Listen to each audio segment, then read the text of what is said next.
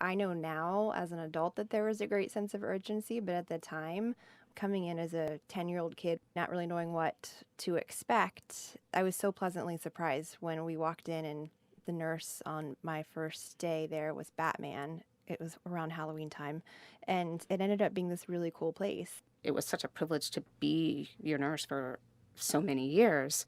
I love your sense of humor. I love your approach on life. You are very special to me and to Lori as well. It was a time when people didn't say the words AIDS or HIV out loud. That's something that most people had not even shared with some of their own family members, never mind friends or neighbors or community. And so we started support groups. And at that time, we had support groups 3 days a week, and they were packed. People were so glad to be able to know they could be able to talk to somebody else with the same disease and to know that they weren't going to share it with anybody else at home. NIH was the first place that I could actually say out loud I'm HIV positive. It was a double life. When I would leave NIH as a kid, we would switch gears and go back to Secret Life. When I would come to the clinic and be away for several days at a time for appointments, when I went back to school and the kids asked me where I was, I said I was at the doctor's because I have a heart condition. So I kind of reverted back to I can't really tell anyone about this.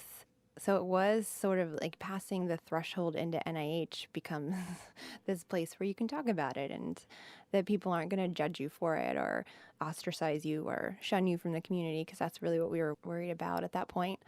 It was like Dorothy walking through the doors to the Technicolor Munchkin Land. It was a whole other world. Every time we were there, Shannon, you were present. Lori, you were present to take care of me. And I know you had hundreds of other things to do and hundreds of other kids to see that day. But I felt that you were fully invested in me. And that made all the difference in me learning how to cope with this and start to learn how to talk about it with other people.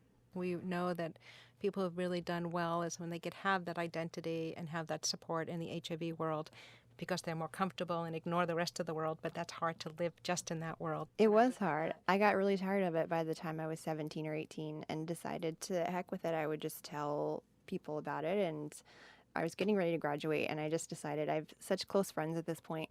I want to be able to tell them all about my life and I don't want to have to be a secret from them.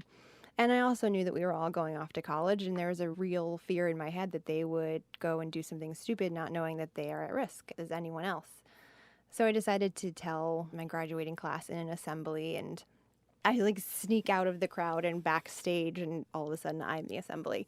And it was amazing. They were incredibly supportive and came up and hugged me, almost the whole class. And it was one of the best moments of my life because it was jumping off of a cliff, not knowing if my parachute was going to open, and it opened, and it was amazing. And I couldn't have gotten to that point without you guys and without having the support leading up to that. It would have been impossible.